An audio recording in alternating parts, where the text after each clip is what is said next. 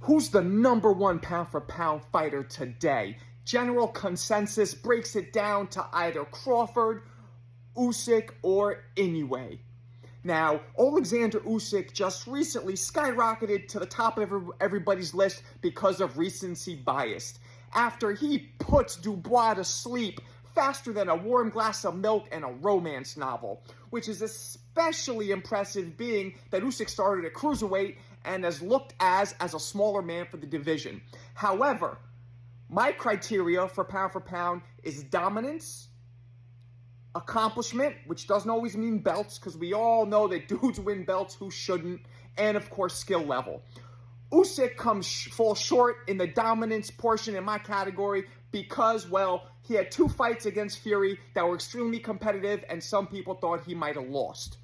Second is Naoya Inoue, knocking everybody out, putting people to sleep like an Ambien and NyQuil milkshake. However, the main criticism on Inoue is that, well, who'd he fight? Nobody knows him, except for an older Nonito Donaire. Shout out to my man Nonito. Nobody knows his opponents. But traditionally, in the history of boxing, we all know that the lighter weight divisions are seldom known because they don't produce as many knockouts. That is until my man Prince Nassim came around and changed all that.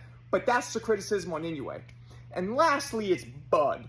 Bud went on a 11 or 12 fight knockout streak, knocking out everybody, fought at welterweight, never losing, never even having a close fight. Although some people believe the Madrimov fight was competitive, still there's no claims to Bud losing. But a lot of people criticize Bud, saying, oh, everybody he fought was old. So, the main question is, who do you guys have number one between Inoue, Crawford, and Oleksandr Usyk?